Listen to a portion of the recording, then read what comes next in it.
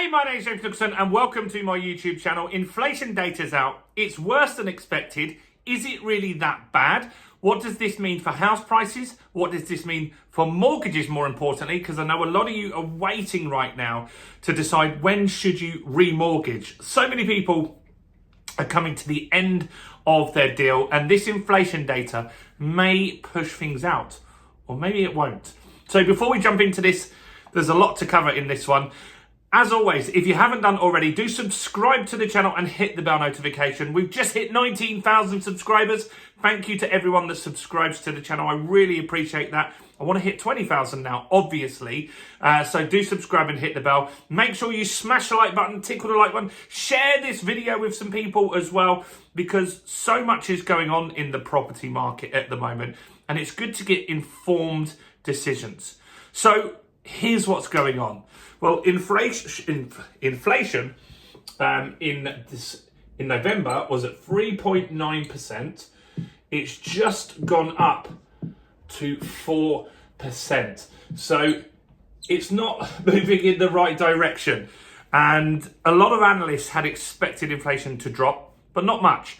It was expected that it would go down to 3.8. Now, I recently did a video on a site that I check every single day. It's called Trueflation. And I've had some messages this morning from people. You guys that watch the channel had a couple of messages on Instagram saying, that Trueflation site isn't really that correct, is it? Well, I think it is. I think that it's still fairly accurate, the data, because here's what you can see on there. Inflation was around this 4% number until just before Christmas, and that's where the data was taken from. So the inflation data is taken from most of the beginning of December. Where the inflation drops below 3% is not really until the first week of January. So it just means that there's a lag in the data that we get. The government takes so long to put this stuff together. So we could well be below 3% today, but this is reporting on old historic December data. It could be totally wrong, the site, but that's how I read it. Anyway, the fact is inflation is still high. Now, most analysts still expect inflation to drop, and a lot of people are sticking by their guns saying they believe inflation will be below 2% by April this year, which is way quicker than people are expecting. Most of that's based off energy costs. Now, I know there's stuff going on in the world at the moment, which I'm going to cover in this video as well. There is stuff going on in the world that potentially could put energy prices up. But remember, a lot of the energy that we buy is probably from October, November, December. They buy it ahead of time, right? So it doesn't mean that energy might not go back up in the spring or the summer, but it is expected to come down on the way to April. So what else is going on? So now, most of this is being driven by tobacco and alcohol. And so these were put up in the budget.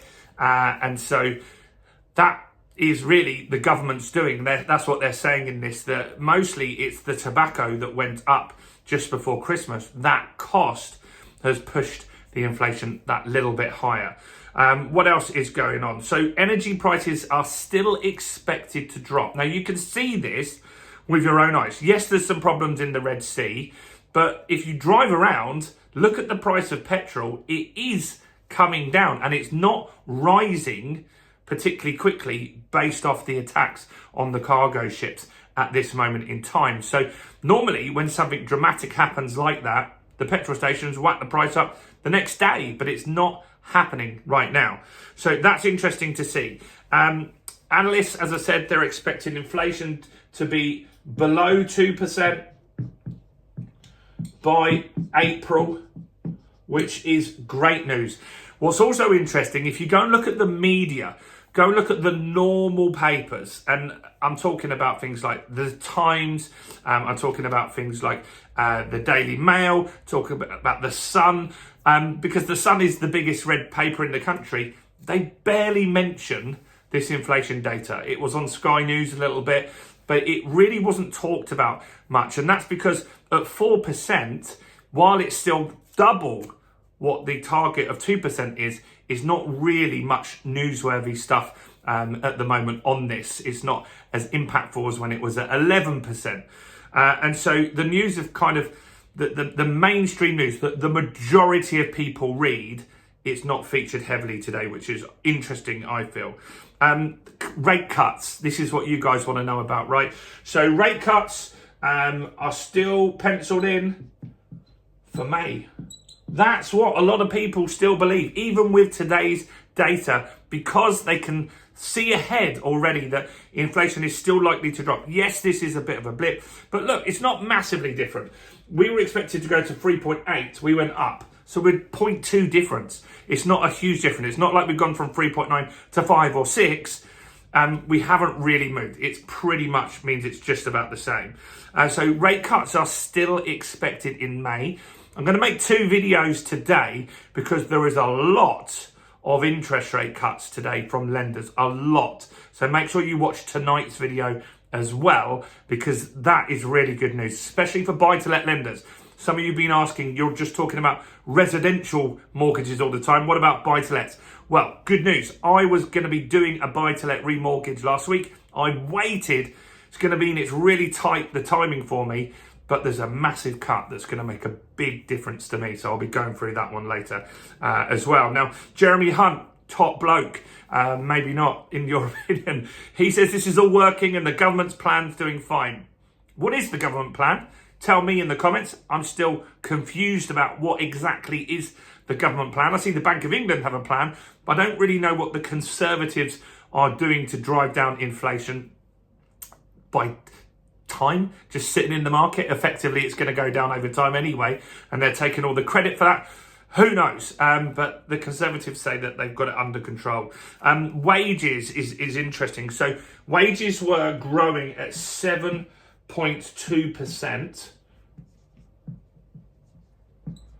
growth, and they're not now. That's down, that's dropped.